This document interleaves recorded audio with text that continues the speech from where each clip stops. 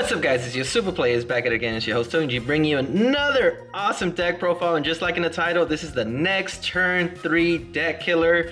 And if you're new to the channel and you like these type of videos, definitely hit that like button, subscribe, and comment down below what you would change to this deck and make it more consistent. Obviously I'll give my input onto why I believe this is the next turn 3 deck killer. I wish I could say turn 1, but you know, they gotta limit stuff. But of course, let's get into this deck profile. It's Son Goku. What he does, guys, if you guys don't know, when he attacks, you burst 3 cards from the top of your deck to your drop area, and you could take up to 1 card from your life and draw 1 card. Pretty awesome effect. I mean, it helps you mill and help create like what you need in your drop area. And so once you're awakened at 4 lives or less, you could untap 1 energy and restand. You untap 1 energy and you get to draw 1 card. And what's amazing about this guy is in his awakened side, he has double strike, and not only that, you gain 5k for every 8 battle cards in your warp. So it doesn't count extra cards, but it counts only battle cards. And not only that, guys, this adds fuel to the fire. Once per turn, you could add up to 4 black battle cards from your warp to your drop and then draw 1 card. Very awesome ability, guys. This helps your deck pretty much mill and use your ability of overwhelming and some awesome spice in this deck. So definitely take a look at this deck, and if you want to see the full deck profile, it will be in the comment section, or I mean in the description, to follow us on Instagram. That's where we have the deck profile as well. So that's what the leader does, and obviously let's get to the bread and butter of the deck. What makes this deck pretty much broken is this guy right here, Demigra Momentary Ally. This is the guy you must open up with. This guy is the card in this deck. And not only that, he lets you get in Wormhole, so when you activate Overwhelm, you burst 1 card, his auto, and you get to activate Wormhole. What is Wormhole? You guys get to Overwhelm 1 more time, or Dark Overwhelm, which is pretty nice in my opinion.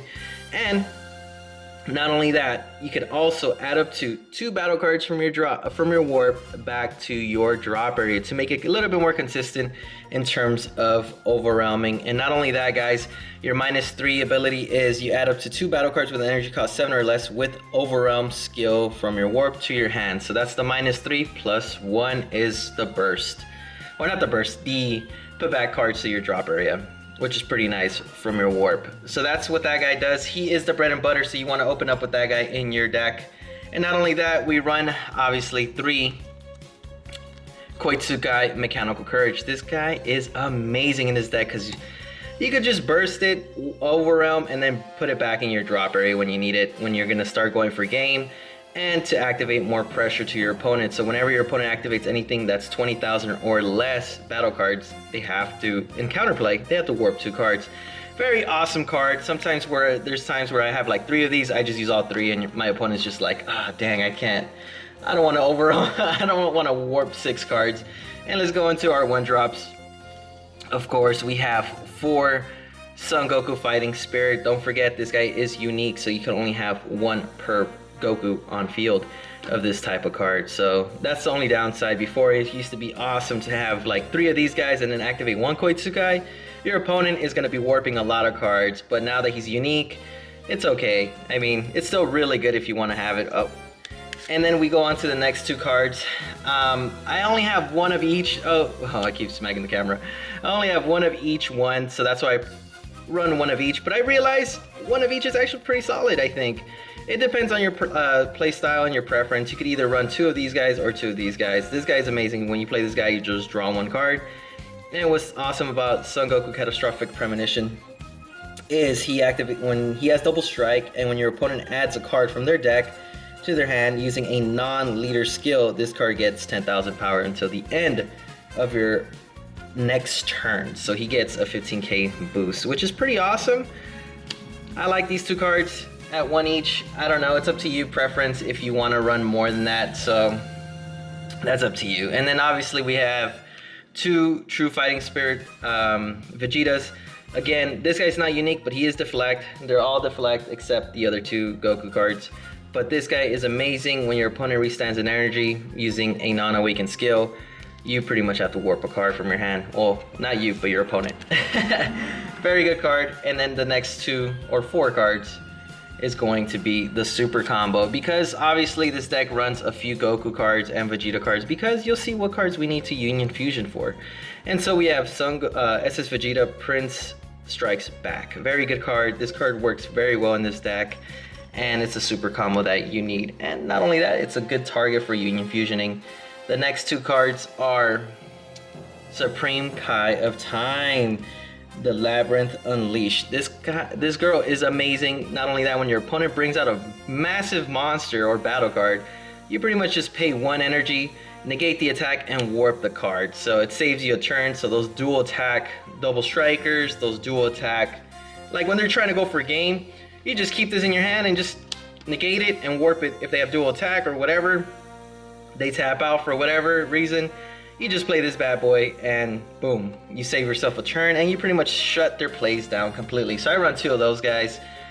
And then onto our overarm, which makes this deck very consistent in my opinion. How I've made it, it works very well. So we have Time Regulator Trunks. We have 3 of these guys. Very good card. Draw 2, warp 1. Very good. When you have Demigra, this guy's pretty much a free play. Draw 2. And not only that, you activate Wormhole, so you continuously do your awesome plays.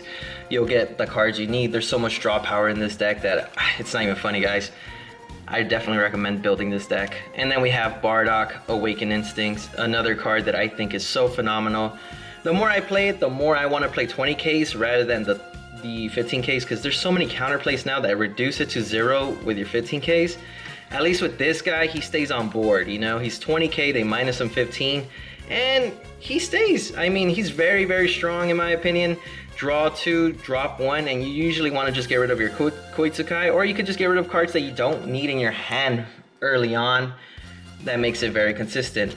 And then we go on to the next card is Gogeta, Fearless Fusion. I've been debating on bumping this up to 4 because there's a lot of barrier and it's annoying. And so I usually play this guy when I see maybe the Trunks deck, the yellow Trunks. Just play this guy and you warp away their blocker Trunks and they can't pretty much bring it back. So works very well. Get rid of a blocker or those poutines or those annoying cards, those 4-drops that are barrier, and this is your only barrier removal. Very consistent, works very well. And not only that, it helps you fill your drop area pretty quickly, very easily. And of course, we're running Overrun. We got to play Ss4 Son Goku Beyond All Limits. Very good card. Get any of the Overwhelm you need.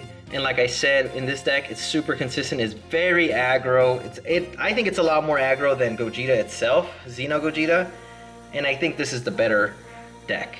Yeah, you guys are gonna roast me in the comment section, but you know what? That's what I think. And I've been getting games by turn 3, so I mean, it's a very good deck. It's very consistent. And of course, you have Ss3 Gogeta thwarting the Dark Empire. You run 3 of these guys. Oh my gosh, I mixed it up. Run 3 of these guys. You're 1 energy, or you could overwhelm it for 1 energy, or you could Union Fusion, and it's a really good card to remove your opponent's battle cards if they're not barrier. Very good card. Highly recommend it. I would say bump it up to 4 if you really need to, but 3 has been pretty good for me. And then we go on to the next few cards, which is Ss4 Bardock. We have 2 of these guys because again, you open up pretty aggressive. Even on turn 2, you already have 6 in your drop area and you just swing twice with a 25k beater. I mean, that's very strong. And then you have some little cards here that add double strike and stuff, or just even push for more damage in my opinion. And then we have, going on to the extra cards, one rule of thumb of Tony G does, I usually just run 10 extra cards per deck. Any deck I build, I just need to run 10 extra cards. Usually I try not to push it depending on what kind of playstyle I'm trying to go for. But as of now, I think there's only 10 extra cards in this deck that work very well. So like again, Protector of the People, fill that drop area, drop the Koitsukai or cards you don't need. Your leader gets a 5k boost every time they try to swing at it, with battle cards and stuff like that. Very good. And I think this card is one of the most amazing cards that came out in this set 16. Realm of the Gods, Crimson Hero Strike. Draw 1, or you could warp during your turn. Defensively, you could draw 1, burst 3. Again, you add fuel to the fire. Again, you're overwhelming like crazy in this deck. You need to have battle cards in your drop area. And it works really well with this leader because every battle card that's in the drop, or in the warp, sorry, you get that 5k boost, so you're constantly like pumping up your leader, which is very good. Or during your turn, you could warp a card that's problematic, like those Sin Shenrons and all that. Easy, get rid of it. And then we have Ultimate minus Energy Powerball. I'm actually gonna bump this up to 3 because this guy is amazing during my defensive. I use this when I have my Unison protected.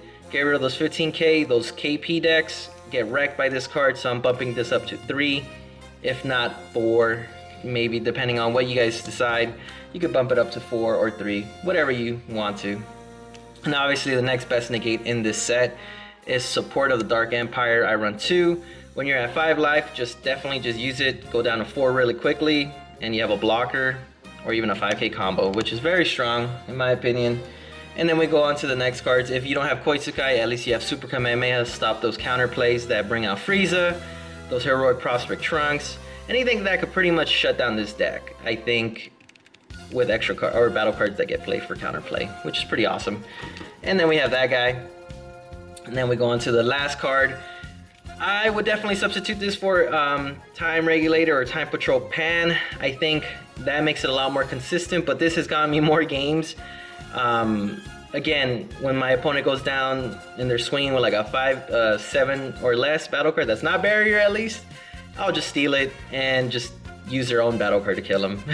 I mean, it's worked really well in this deck, but again, it's all player preference. I think Time Patrol made in Pan is way better in this deck because it's a defensive card, and not only that, you can steal a card too. So that makes it maybe a little bit more consistent in term of killing in turn 3 for sure. But I've always caught this, and I usually like the surprise factor of it. So you can either play the other Pan or this one. Honestly, for budget reasons, I think this is the best budget deck in my opinion. It's like 40 bucks or less than that.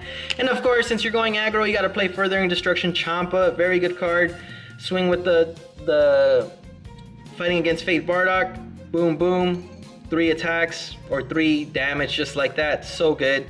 And yeah, I mean, it's very aggressive. I would just change up some cards for overwhelming, maybe more Bardocks, of course.